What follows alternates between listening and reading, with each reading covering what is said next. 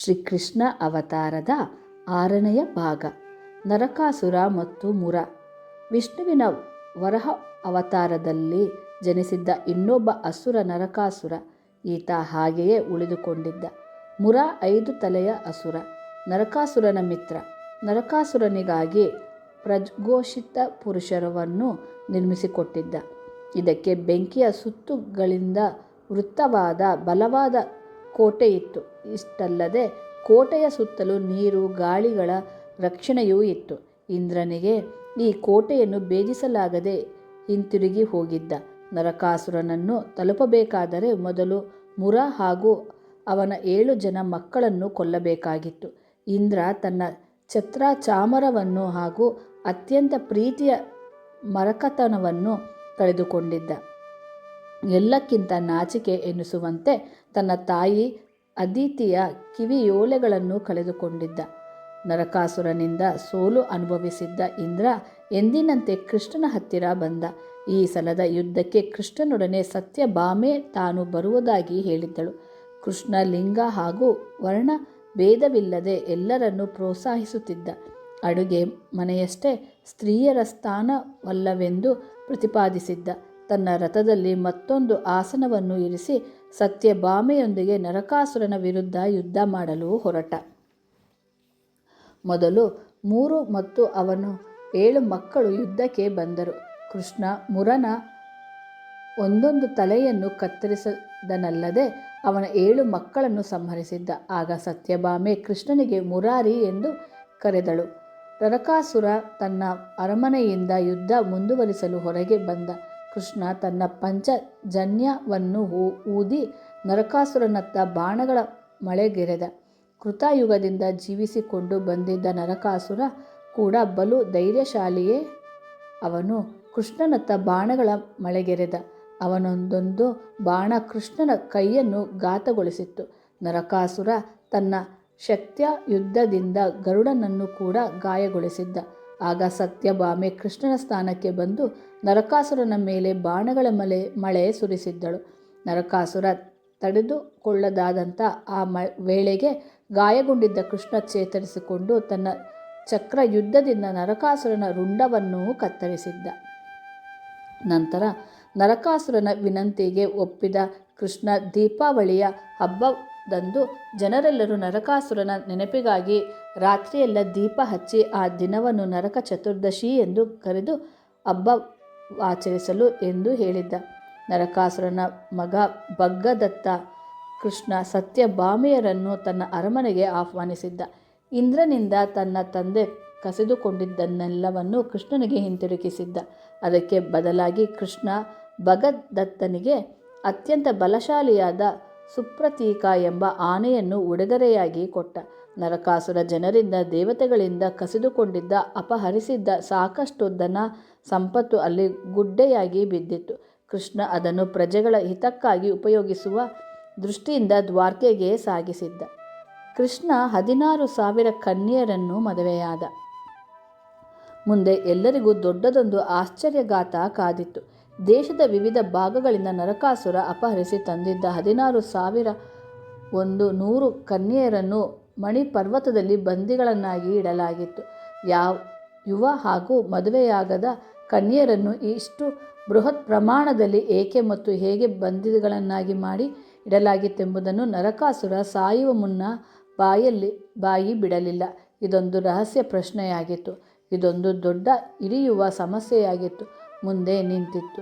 ಆ ಸಹಸ್ರಾರು ಯುವತಿಯರನ್ನು ತಮ್ಮ ತಮ್ಮ ಮನೆಯವರು ನಿರಾಕರಿಸುವ, ಶಿಕ್ಷೆಗೊಳಪಡಿಸುವ ಹಾಗೂ ಮರ್ಯಾದೆಯ ಭಯದಿಂದ ತಾವು ಹಿಂತಿರುಗಿ ಮನೆಗೆ ಹೋಗುವುದಿಲ್ಲ ಎಂದು ಬಿಟ್ಟರು. ಕೆಲವರಿಗಂತೂ ತಮ್ಮ ದೇಶ ಹಾಗೂ ಮನೆಯ ಕುರಿತು ಗೊತ್ತೇ ಇರಲಿಲ್ಲ. ಕೃಷ್ಣ ಸತ್ಯಭಾಮೆ ಇನ್ನೂ ಅಲ್ಲಿಯೇ ಇದ್ದರು. ಆ ಯುವತಿಯ ಸಮಸ್ಯೆಗೆ ಪರಿಹಾರ ಒದಗಿಸಲು ಯೋಚಿಸಿದ್ದರು. ಸಮಾಜದಲ್ಲಿ ಅವರಿಗೂ ಗೌರವ ಒದಗಿಸಿ ನಿರ್ಧರಿಸಿದ್ದರು. ಆದರೆ ಅವರನ್ನು ಮದುವೆಯಾಗುವವರಾರು, ಮನೆಗೆ ಕರೆದೊಯ್ಯುವವರಾರು, ಅಲ್ಲದೆ ಹೊಸ ಮನೆಯಲ್ಲಿ ಅವರು ಸಂತೋಷವಾಗಿರುತ್ತಾರೆಂಬ ಭರವಸೆಯಾದರೂ ಏನು?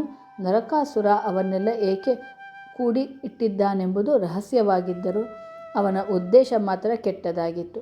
ಕೊನೆಗೆ ಅವರೆಲ್ಲರನ್ನೂ ದ್ವಾರಕೆಗೆ ಕರೆತಂದು ಕೃಷ್ಣ 16,100 ಕನ್ಯೆಯರನ್ನು ತಾನೇ ಸಂಕೇತಕವಾಗಿ ಮದುವೆಯಾಗಿ ಅವರಿಗೆ ಸಮಾಜದಲ್ಲಿ ಒಂದು ಸ್ಥಾನವನ್ನು ಕೊಟ್ಟ. ಅವರಿಗೆಲ್ಲರಿಗೂ ವಾಸಿಸಲು ಸ್ಥಳ ಹಾಗೂ ಮಾಡಲು ಕೆಲಸವನ್ನು ಕೊಡಲಾಯಿತು. ದುರ್ದೈವಿ ಹಾಗೂ ಅಸಹಾಯಕರಾಗಿದ್ದ ಕನ್ಯೆಯರೆಲ್ಲ ಸಮಾಧಾನದ ನಿಟ್ಟುಸಿರು ಬಿಟ್ಟರು. ಬೆಟ್ಟದಂತೆ ಬಂದ ಸಾಮಾಜಿಕ ಸಮಸ್ಯೆ ಉಗುರಿನಂತೆ ಪರಿಹಾರವಾಗಿತ್ತು. ಅವರೆಲ್ಲರಿಗೂ ಕೃಷ್ಣನ ಆಶ್ರಯ ಸಿಕ್ಕಿತು. ನಿರ್ಭೀತಿಯಿಂದ ಶಾಂತ ಜೀವನ ನಡೆಸಿಕೊಂಡು ಹೋಗುವಂತಾಗಿತ್ತು.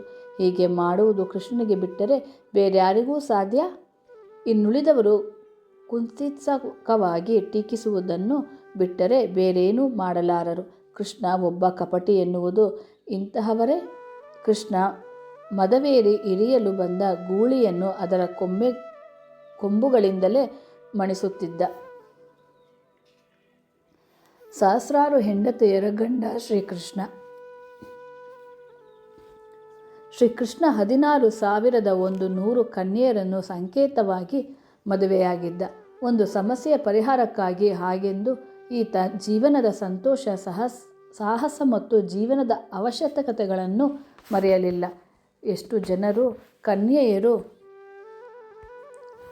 ಎಷ್ಟು ಸುಂದರ ಕನ್ಯೆಯರನ್ನು ತನಗಾಗಿಯೇ ಅಥವಾ ಸಂದಾಭಿಕವಾಗಿಯೂ ಮದುವೆಯಾದ. ಈತನನ್ನು ಮದುವೆಯಾಗಲು ಎಷ್ಟು ಜನ ಕನ್ಯೆಯರು ತಪಸ್ಸನ್ನಾಚರಿಸಿಕೊಂಡಿದ್ದರು. ಸೂರ್ಯನ ಮಗಳು ಕಾಳಂದಿ ಕೂಡ ಕೃಷ್ಣನನ್ನು ಮದುವೆಯಾಗಲು ಇಷ್ಟಪಟ್ಟು ತಪಸ್ಸು ಮಾಡಿ ಕೆಲಕಾಲದ ನಂತರ ತನ್ನ ಇಚ್ಛೆಯನ್ನು ಈಡೇರಿಸಿಕೊಂಡಳು. ಮಿತ್ರವಿಂದೆ ಈಕೆ ಕೃಷ್ಣನ ಸಹೋದರತೆಯ ಮಗಳು. ವಿಂದೆ ಮತ್ತು ಅನುವಿಂದರ ಸಹೋದರಿ. ಈಕೆಯನ್ನು ಅಪಹರಿಸಿ ಕೃಷ್ಣ ಈಕೆಯ ಸಹೋದರರ ವಿರುದ್ಧದ ನಡುವೆಯೂ ಮದುವೆಯಾದ. ಆದರೆ ವಧು ಮತ್ತು ಆಕೆಯ ತಂದೆ ತಾಯಿ ಈ ಮದುವೆಗೆ ಒಪ್ಪಿಗೆ ನೀಡಿದ್ದರು. ನಗ್ನಜಿತ ಅಥವಾ ಸತ್ಯತೆ. ಈಕೆ ಕುಶಲ ದೇಶದ ನಗ್ನಜಿತನ ಮಗಳು. ಪರೀಕ್ಷೆಯೊಂದರಲ್ಲಿ ಗೆದ್ದು ಈಕೆಯನ್ನು ಮದುವೆಯಾದ ಕೃಷ್ಣ. ಮದವೇರಿದ 7 ಗೂಳಿಗಳೊಂದಿಗೆ ಕಾದಾಡಿ ಅವುಗಳನ್ನು ಸದೆಬಡೆದು ಈಕೆಯನ್ನು ಮದುವೆಯಾಗಬೇಕಿತ್ತು. ಇದಕ್ಕೆ ಯಾರೂ ಮುಂದೆ ಬಂದಿರಲಿಲ್ಲ. ತನ್ನ ಮಗಳಲ್ಲಿ ಮದುವೆಯಾಗದೆ ಕನ್ಯೆಯಾಗಿಯೇ ಉಳಿಯುತ್ತಾಳೆಂದು ಚಿಂತೆಗೊಳಗಾಗಿದ್ದ ನಗ್ನಜಿತ ಕೃಷ್ಣ ಆ 7 ಮದವೇರಿದ ಗೂಳಿಗಳನ್ನು ಮಣಿಸಿದ್ದ. ಆಗ ರಾಜ ತನ್ನ ಮಗಳನ್ನು ಕೃಷ್ಣನಿಗೆ ಕೊಟ್ಟು ತುಂಬ ವಿಜೃಂಭಣೆಯಿಂದ ಮದುವೆ ಮಾಡಿದ್ದ. ಭದ್ರಾದೇವಿ ಈಕೆ ಕೃಷ್ಣನ ಸಹೋದರತ್ತೆ, ಶ್ರುತಕೀರ್ತಿಯ ಮಗಳು. ಈಕೆಯನ್ನು ಎಲ್ಲರೂ ಒಪ್ಪಿಗೆಯಿಂದ ಹಾಗೂ ಸರಳ ಸಮಾರಂಭದಲ್ಲಿ ವಿವಾಹವಾದ ಕೃಷ್ಣ. ಲಕ್ಷ್ಮಣೆ ಈಕೆ ಮದ್ರರಾಜನ ಮಗಳು. ನಯೋಜಿತವಾದ ಸಂದರ್ಭದಲ್ಲಿ ಈಕೆಯನ್ನು ಅಪಹರಿಸಿಕೊಂಡೋಗಿ ಮದುವೆಯಾದ ಕೃಷ್ಣ. ಆಗಿನ ಸಮಾಜದಲ್ಲಿ ಒಬ್ಬ ವ್ಯಕ್ತಿ ಹಲವಾರು ಕನ್ಯೆಯರನ್ನು ಮದುವೆಯಾಗಬಾರದೆಂಬ ಕಟ್ಟಳೆನಿರಲಿಲ್ಲ. ಆದರೆ ಶ್ರೀರಾಮನ ತ್ರೇತಾಯುಗದಲ್ಲಿ ಒಬ್ಬ ಪುರುಷನಿಗೆ ಒಬ್ಬಳೇ ಹೆಂಡತಿ ಎಂಬ ಆದರ್ಶವಿತ್ತು. ಚತುರ್ವರ್ಣದ ಪದ್ಧತಿ ಕೂಡ ಕಟ್ಟುನಿಟ್ಟಾಗಿ ಜಾರಿಯಲ್ಲಿತ್ತು. ಕೃಷ್ಣ ತಾನು ಬೋಧಿಸಿದಂತೆ ನಡೆದುಕೊಂಡಂತೆ ಬೋಧಿಸಿದ ಈತ ಪುರುಷ ಸ್ತ್ರೀಯರೊಬ್ಬರಿಗೆ ಸಮಾನದ ಹಕ್ಕನ್ನು ಒದಗಿಸಿದ್ದ. ಅದರಂತೆಯೇ ದ್ರೌಪದಿ 5 ಜನ ಪುರುಷರನ್ನು ಮದುವೆಯಾದಾಗ ಆಕೆ ಬೆಂಬಲಕ್ಕೆ ನಿಂತು ಆಕೆಯನ್ನು ತಮ್ಮ ಗಂಡಂದಿರಿಗಾಗಿ ಜೀವ ಸವೆದಿದ್ದ 5 ಜನ ಪತಿವ್ರತೆಯರಲ್ಲಿ ಒಬ್ಬಳೆಂದು ಘೋಷಿಸಿದ್ದ. ಚತುರ್ವರ್ಣದ ಪದ್ಧತಿಯನ್ನು ಸುಧಾರಿಸಿ ಅವರವರ ಯೋಗ್ಯತೆಗೆ ತಕ್ಕಂತೆ ವರ್ಣಗಳಿಂದ ಪ್ರತಿಪಾದಿಸಿದ್ದ. ಯಾರು ಯಾವ ಜಾತಿಯಲ್ಲೇ ಹುಟ್ಟಿರಲಿಲ್ಲ, ಅವರು ತಮ್ಮ ಆಚರಣೆಯಂತೆ ವರ್ಣಗಳನ್ನು ಪಡೆಯುತ್ತಾರೆಂದು ಹೇಳಿದ ಸತ್ಯಕಾಮ ಕೃಷ್ಣ ನಿಜವಾಗಿಯೂ ಕ್ರಾಂತಿಕಾರಿ. ಕೃಷ್ಣ ಮತ್ತು ಮಹಾಭಾರತ. ರಾಜ್ಯಕ್ಕಾಗಿ ಅಣ್ಣ ತಮ್ಮಂದಿರ ನಡುವೆ ಭರತಖಂಡದಲ್ಲಿ ನಡೆದಂತಹ ಮಹಾಯುದ್ಧ ಜಗತ್ತಿನಲ್ಲೂ ನಡೆದಿರಲಾರದು. ಮಿತ್ರರ ಸ್ವಾರ್ಥ, ಸಲಹೆ, ತಂದೆ ತಾಯಿಯ ಕುರುಡು ಪ್ರೇಮ, ದೌರ್ಬಲ್ಯಗಳಿಂದಾಗಿ ಅಣ್ಣ ತಮ್ಮಂದಿರ ನಡುವೆ ಮಹಾಯುದ್ಧ ನಡೆಯಿತು. ಈ ಯುದ್ಧದಲ್ಲಿ ಪಾಲ್ಗೊಂಡು ಸೈನಿಕರು ಪ್ರಾಣಿಬಲ ಅಸಂಖ್ಯ ಎಣಿಸಲಾರದಷ್ಟು ಸಾವು ನೋವುಗಳು ಕೂಡ ಅಷ್ಟೇ ಪ್ರಮಾಣದ್ದು. ಒಂದು ಪಕ್ಷದಲ್ಲಿ ನ್ಯಾಯ ನೈತಿಕತೆ ಇದ್ದರೆ ಮತ್ತೊಂದು ಪಕ್ಷದಲ್ಲಿ ಸ್ವಾರ್ಥ, ಮೋಸ, ಹಗೆತನ ಇತ್ಯಾದಿಗಳು ತುಂಬಿ ತುಳುಕಾಡುತ್ತಿದ್ದವು. ಇದೇ ಮಹಾಭಾರತದ ಯುದ್ಧ. ಪಾಂಡವರು ನ್ಯಾಯಕ್ಕಾಗಿ ಹೋರಾಡಿದ್ದರು.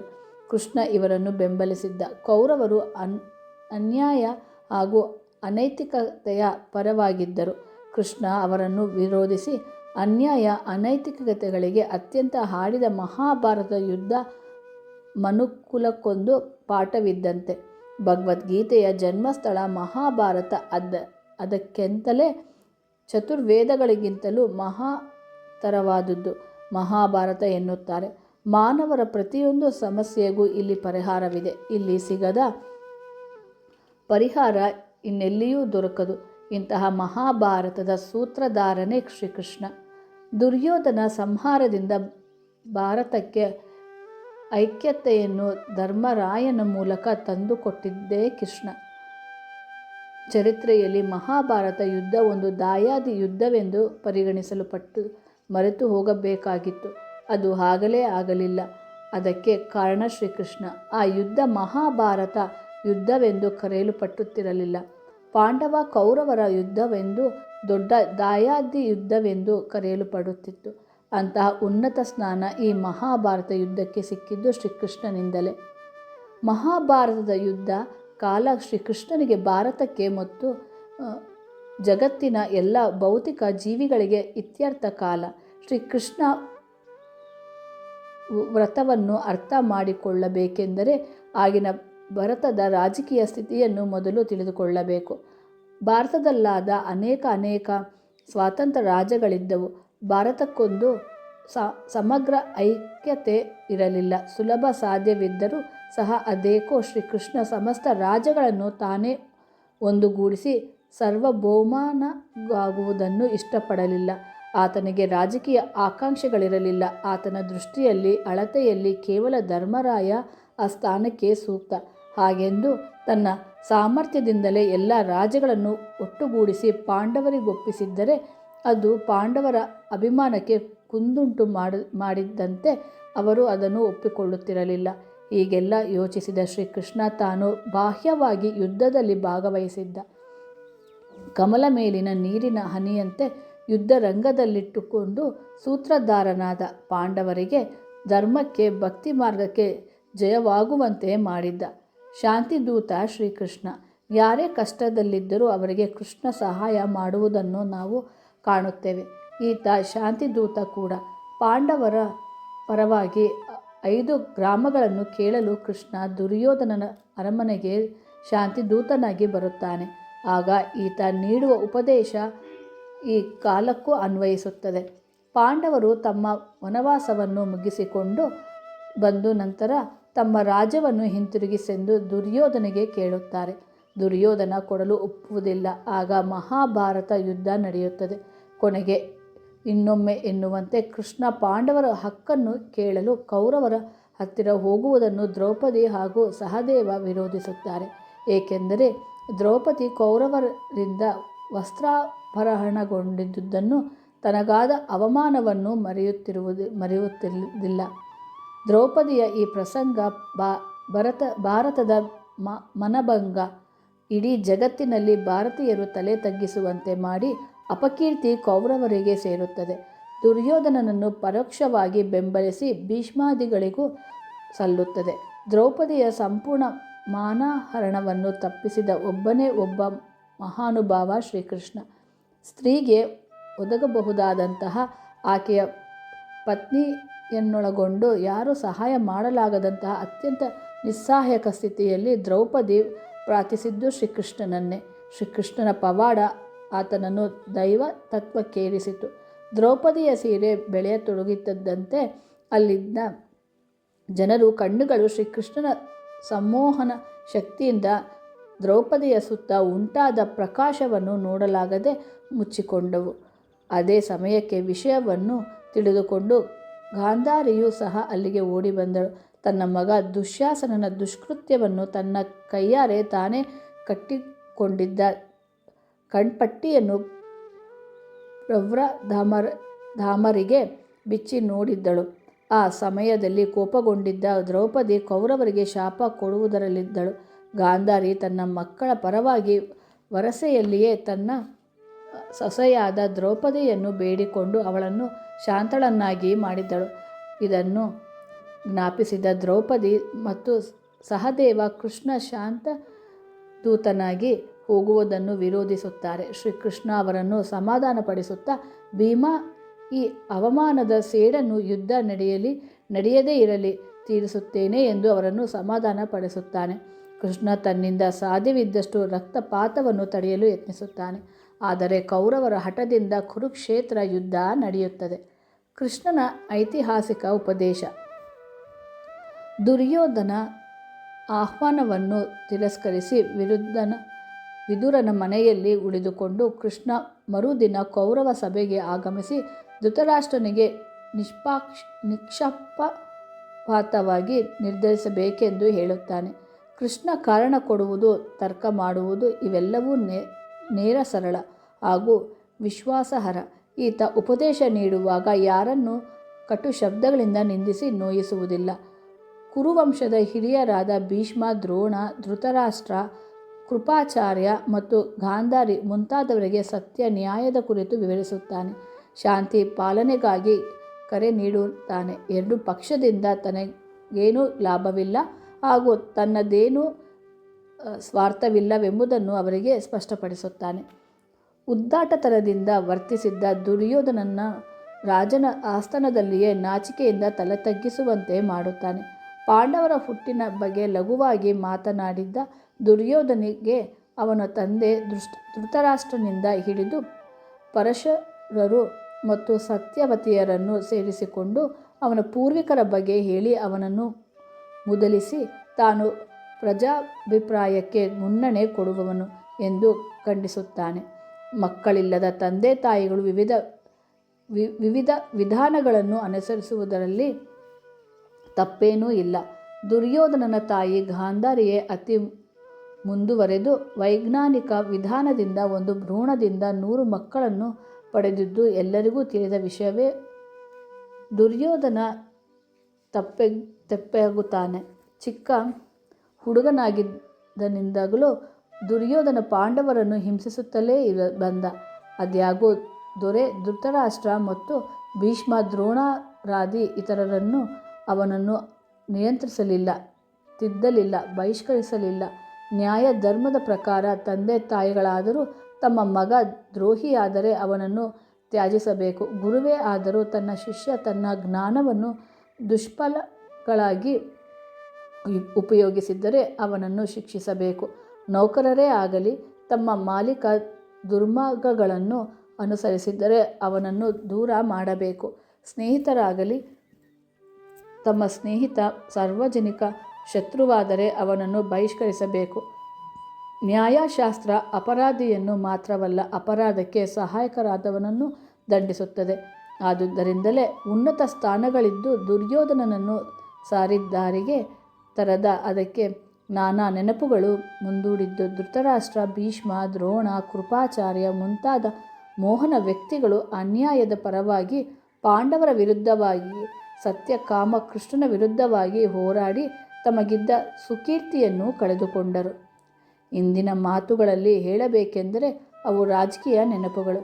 ಶ್ರೀಕೃಷ್ಣ ನೇರವಾಗಿ ಮನ ಚುಚ್ಚಿದಂತೆ ಮಾತನಾಡಿದ್ದರೂ ಯಾವ ಧುರೀಣರು ತಮ್ಮ ಸ್ಥಾನಗಳನ್ನು ಬಿಟ್ಟುಕೊಟ್ಟು ಆತನ ಪಕ್ಷ ಸೇರಲಿಲ್ಲ, ಸತ್ಯವನ್ನು ನ್ಯಾಯವನ್ನು ಬೆಂಬಲಿಸಲಿಲ್ಲ. ಕೊನೆಗೆ ಶ್ರೀಕೃಷ್ಣ ಅಂತಿಮ ಪರಿಹಾರವಾಗಿ ಕೇಳಿದ 5 ಗ್ರಾಮಗಳಿಗೆ ಉತ್ತರವಾಗಿ ದುರ್ಯೋಧನ ಪಾಂಡವರಿಗೆ 5 ಸೂಜಿಮುನೆಗಳಷ್ಟು ಸ್ಥಳವನ್ನು ಕೊಡುವುದಿಲ್ಲವೆಂದು ಹೇಳಿ ಆತನನ್ನು ಬಂಧಿಸಲು ಆಜ್ಞೆ ಮಾಡಿದ್ದ. ಮೂರ್ಖ ದುರ್ಯೋಧನಿಗೆ ಅವನು ಸೇವಕರಿಗೆ ಶ್ರೀಕೃಷ್ಣ ಎಲ್ಲೆಲ್ಲೂ ಕಾಣಿಸತೊಡಗಿದ್ದ. ಆ ಹುಂಬ ಸಾಹಸವನ್ನು ಕೈಬಿಟ್ಟರು. ಶ್ರೀಕೃಷ್ಣ ಸೋತು ಶ್ರೀಕೃಷ್ಣ ಗೆದ್ದ. ಆತನ ಮನಸ್ಸಿನಲ್ಲಿ ಕುದಿಯುತ್ತಿದ್ದ ಭಾವನೆಗಳು ಪರ್ವತದಿಂದ ಶ್ರೀಕೃಷ್ಣ ಜಲಪಾತದಂತೆ ಎರಡನೆಯ ಭಾಗ. ಆತನ ಮನಸ್ಸನ್ನು ಶಾಂತವಾಯಿತು. ಆತನ ವಿಚಾರಧಾರೆ ಪುನಃ ವೇಗದಲ್ಲಿ ಸೆರೆಮನೆಗೆ ಓಡಿ ಬಂದ ಕಂಸ ದೇವಕಿಯ ಯೋಗ್ಯವಾದ ಮಗುವನ್ನು ಕೊಂದು ನಾರದರ ಭವಿಷ್ಯವಾಣಿಯನ್ನು ಸುಳ್ಳು ಮಾಡಲು ನಿರ್ಧರಿಸಿದ್ದ. ಮಗುವನ್ನು ಕೈಗೆತ್ತಿಕೊಳ್ಳುತ್ತಿದ್ದಂತೆ ಅದು ಹೆಣ್ಣೆಂದುವುದಿಲ್ಲ. ಅವನು ಮೂಕ ವಿಸ್ಮಿತನಾದ. ಬದಲಿಸಲು ಅವನಿಗೇನೂ ಮಾಡಲು ತಿಳಿಯದಂತೆ ಮಹಾಭಾರತ ಮಗುವನ್ನೇ ಪ್ರಾರಂಭವಾಯಿತು. ನಾರದರ ಭವಿಷ್ಯವಾಣಿ ಹೇಗೆ ಸುಳ್ಳಾಯಿತು ಪ್ರಾರಂಭ ಎಂದು ಅರ್ಜುನ ಯೋಚಿಸಿದ. ಮತ್ತು ಯೋಗಮಾಯೆ ದುರ್ಯೋಧನರ ಅವನ ಆಯ್ಕೆ. ಕೈಯಿಂದ ಎಂತಹ ದೂರ ಸಮಸ್ಯೆಗಳೇ ಜಿಗಿದು ಇರಲಿ ತನ್ನ ಅವುಗಳನ್ನು ನಿಜ ರೂಪವನ್ನು ತಕ್ಷಣವೇ ಧರಿಸಿ ಪರಿಹರಿಸುವಲ್ಲಿ ಘೋಷಿಸಿದಳು. ಕೃಷ್ಣ ತುಂಬಾ ಕಂಸ, ಚತುರ, ನೀನು ಚಾಣಕ್ಯ. ಸಂತೋಷಿಸುವುದಕ್ಕೆ ಕೃಷ್ಣ ಯಾವ ಕೌರವ ಮತ್ತು ಕಾರಣವೂ ಇಲ್ಲ. ಪಾಂಡವರಿಬ್ಬರು ನಿನ್ನನ್ನು ತನಗೆ ಸಂಹರಿಸುವ ಕೃಷ್ಣ ಸಮಾನರೆಂದು ಬೇರೆಲ್ಲೋ ಹೇಳಿದ್ದ. ಬೆಳೆಯುತ್ತಿದ್ದಾನೆ. ಈ ಮಾತನ್ನು ನೀನು ನಿನ್ನ ಮರೆಯದ ದಿನಗಳನ್ನು ದುರ್ಯೋಧನ ಎಣಿಸಲು ನೇರವಾಗಿ ಕೃಷ್ಣನ ಪ್ರಾರಂಭಿಸು. ಸಹಾಯವನ್ನು ಕೇಳಲು ಯೋಗಮಾಯೆ ದ್ವಾರಕೆಗೆ ಬಂದ. ಆ ಗಲಿಬಿಲಿಗೊಂಡಿದ್ದ ಸಮಯದಲ್ಲಿ ದೈತ್ಯ ಕೃಷ್ಣ ಕಂಸನಿಂದ ನಿಂದಿಸುತ್ತಿದ್ದ. ದೂರ ಕೃಷ್ಣ ಹೊರಟು ಹೋದನು. ಎಚ್ಚರಗೊಳ್ಳುವವರೆಗೆ ಆ ಮುಹೂರ್ತದಲ್ಲಿ ಕಾಯಲೆಂದು ಹುಟ್ಟಿದ ದುರ್ಯೋಧನ ಮಕ್ಕಳೆಲ್ಲರನ್ನು ಅಲ್ಲಿದ್ದ ಕೊಂದು ಬಿಡುವಂತೆ ಆಸನವೊಂದನ್ನು ಕಂಸನ ಎಳೆದುಕೊಂಡು ಸಲಹೆಗಾರರು ಕೃಷ್ಣನ ತಲೆಯ ಅವನಿಗೆ ಹತ್ತಿರ ಹೇಳಿದ್ದರು. ಕುಳಿತ. ಆದರೆ ಅದೊಂದು ಆಕಸ್ಮಿಕವೆಂಬಂತೆ ಅತ್ಯಂತ ದುರ್ಯೋಧನನ ಮೂರ್ಖ ಹಾಗೂ ನಂತರ ಅರ್ಜುನ ಕೂಡ ಅಸಂಭವವಾದ ಅಲ್ಲಿಗೆ ಸಲಹೆಯಾಗಿತ್ತು. ಬಂದು ಕೃಷ್ಣನ ಪಾದಗಳ ಜ್ಯೋತಿಷ ಹತ್ತಿರ ಶಾಸ್ತ್ರದ ಕುಳಿತುಕೊಂಡು ಜನಕ ಕೃಷ್ಣನಿಗೆ ಹಾಗೂ ಎಚ್ಚರವಾಗಿ ಯಾದವರ ಹಾಸಿಗೆಯ ಗುರು ಮೇಲೆ ಎದ್ದು ಗರ್ಗಾಚಾರ್ಯ ಸಹಜವೆಂಬಂತೆ ಗೋಕುಲದ ಅರ್ಜುನ ಮೊದಲು ಕೃಷ್ಣನ ದೃಷ್ಟಿಗೆ ಕಂಡು ಬಂದ. ಮನೆಗೆ ಇದೇ ಬಂದ. ಕಾರಣ ಸಕಲ ಮಾಡಿಕೊಂಡು ಮೊದಲು ಬಂದವರಿಗೆ ಅಥವಾ ಮಕ್ಕಳಿಬ್ಬರಿಗೂ ಮೊದಲು ತಾನು ನೋಡಿದವರಿಗೆ ನಾಮಕರಣ ಆದ್ಯತೆ ಮಾಡಿದ್ದ. ಎಂದು ಕೃಷ್ಣ ರೋಹಿಣಿಯ ಮಗ ಅರ್ಜುನನಿಗೆ ತುಂಬಾ ಸಹಾಯ ಮಾಡಲು ಬಲಶಾಲಿ ಒಪ್ಪಿಕೊಂಡ. ಮತ್ತು ಅಲ್ಲದೆ ಅರ್ಜುನ ಆಕರ್ಷನಾಗಿದ್ದರಿಂದ ದುರ್ಯೋಧನಿಗಿಂತ ಬಲರಾಮ ಎಂದು ಚಿಕ್ಕವನಾಗಿದ್ದರಿಂದ ಗರ್ಭದಿಂದ ಚಿಕ್ಕವರಿಗೆ ಗರ್ಭಕ್ಕೆ ಮೊದಲು ತನ್ನ ಸಹಾಯ ಸ್ಥಳಾಂತರಗೊಂಡಿದ್ದರಿಂದ ಸಲ್ಲಬೇಕೆಂದು ಸಂಕರ್ಷಹರಣನೆಂದು ದುರ್ಯೋಧನಿಗೆ ನಾಮಕರಣ ನಿರಾಶೆಯೊಂದಿಗೆ ಮಾಡಲಾಯಿತು. ಕೋಪವೂ ಬಂತು. ದೇವಕಿಯ ಮಗನಿಗೆ ಕೃಷ್ಣ ಕೃಷ್ಣ ಎರಡು ಎಂದು ಆಯ್ಕೆಗಳನ್ನು ನಾಮಕರಣ ಕೊಟ್ಟ. ಮಾಡಲಾಯಿತು. ಕೃಷ್ಣ ಎಂದರೆ ಕೃಷ್ಣ ಒಂದು ಕಡೆ ಎಲ್ಲರನ್ನೂ ಇರುತ್ತಾನೆ. ತನ್ನ ಆತ ಆಕರ್ಷಿಸುವ ದೈಹಿಕವಾಗಿ ಬೆಳಕು. ಯುದ್ಧ ನಾ ಮಾಡುವುದಿಲ್ಲ. ಎಂದರೆ ಆನಂದ, ಯಾದವರು ಮತ್ತು ಅಮರತ್ವ. ಸನ್ಯಾಸಿಗೆ ಅಣ್ಣ ತಮ್ಮಂದೆಡೆ ತಮ್ಮಂದಿರಿಬ್ಬರಿಗೂ ಇರುತ್ತಾರೆ. ಬಲರಾಮ ದುರ್ಯೋಧನ ಮತ್ತು ತಾನು ಕೃಷ್ಣ ಕೃಷ್ಣನ ಎಂದು ಪಾದದ ನಾಮಕರಣವಾಯಿತು. ಹತ್ತಿರ ಕುಳಿತುಕೊಳ್ಳಿರುವುದು ಗರ್ಗಾಚಾರ್ಯರು ಆತನ ಹೇಳಿದ್ದರು, ತಲೆಯ ಹತ್ತಿರ ಕೃಷ್ಣ ಎಂಬ ಹೆಸರು ಈತನ ತನ್ನನ್ನು ವರ್ಣಕ್ಕೆ ತಾನೇ ಸಂಬಂಧಿಸಿದ್ದಲ್ಲ. ಆದರೆ ಈತನ ಅರ್ಜುನನ ಬಣ್ಣ ಆಯ್ಕೆಯನ್ನು ಅಲ್ಲ, ಕೆಳದೊಡನೆಯೇ ಕಪ್ಪು ಅಲ್ಲ. ತನ್ನ ಈತ ಅದೃಷ್ಟವನ್ನು ಮೇಘಶ್ಯಾಮ, ತಾನೇ ಈತ ಮೆಚ್ಚಿಕೊಂಡು ವಿಷ್ಣುವಿನ ಅವತಾರ, ತಕ್ಷಣವೇ ಬಲರಾಮನ ಎಲ್ಲರಿಂದಲೂ ಹತ್ತಿರ ಓಡಿ ಬಂದ. ಪೂಜಿಸಲ್ಪಡುವನು. ಕೃಷ್ಣನಿಗೆ ಪರೋಕ್ಷವಾಗಿ ಅರ್ಜುನನ ಅಥವಾ ದೈಹಿಕವಾಗಿ ಯುದ್ಧ ಅಪರೋಕ್ಷವಾಗಿ ಮಾಡುವುದಿಲ್ಲವೆಂದು ದೈತ್ಯರನ್ನೆಲ್ಲ ತನ್ನ ಸಂಪೂರ್ಣ ನೇಕೆ ನಾಶ ಆಯ್ಕೆ ಮಾಡುವವನು. ಮಾಡಿಕೊಂಡ ಎಂಬುದನ್ನು ಗರ್ಗಾಚಾರ್ಯರ ಮಾತು ತಿಳಿದುಕೊಳ್ಳಬೇಕಾಗಿತ್ತು. ಕೇಳಿ ಆಗ ನಂದ ಅರ್ಜುನ ಮತ್ತು ಮೂರನೇ ಆತನ ಹೆಂಡತಿ ಮಾತುಗಳನ್ನು ಯಶೋದೆಗೆ ಉಚ್ಚರಿಸಿದ. ಸಂತೋಷವಾಯಿತು. ಧರ್ಮ ಒಂದೇ ನಂದ ವಿಜಯ ತನ್ನ ಹಿಂದಿನ ಮತ್ತು ಕೃಷ್ಣ ಜನ್ಮದಲ್ಲಿ ಧರ್ಮಸ್ಥ ಬೇರೆಯಲ್ಲ, ವಸ್ತುಗಳಲ್ಲಿ ಧರ್ಮವೇ ಒಂದು ಒಬ್ಬನಾದ ಆಯುಧ. ದ್ರೋಣ ಅದು ಯಶೋದೆ ತನ್ನನ್ನು ತಾನೇ ಆತನ ರಕ್ಷಿಸಿಕೊಳ್ಳುತ್ತದೆ. ಧಾರೆ. ಕೃಷ್ಣ ಇಬ್ಬರು ಅರ್ಜುನನ ಬ್ರಹ್ಮನಿಂದ ಮಾತು ಕೇಳಿ ಆಶೀರ್ವಾದ ಪಡೆದು ಸಂತೋಷಗೊಂಡು ಈ ಅರ್ಜುನನನ್ನು ಜನ್ಮದಲ್ಲಿ ರಥದ ವಿಷ್ಣುವನ್ನು ಸಾರಥಿಯಾಗಲು ಮಗನಂತೆ ಒಪ್ಪಿಗೆ ಸಾಕಿ ಸೂಚಿಸಿದ. ಸಲಹಿದರು. ಕೃಷ್ಣನ ಬಾಲ್ಯ. ಕೃಷ್ಣ ಯಶೋದ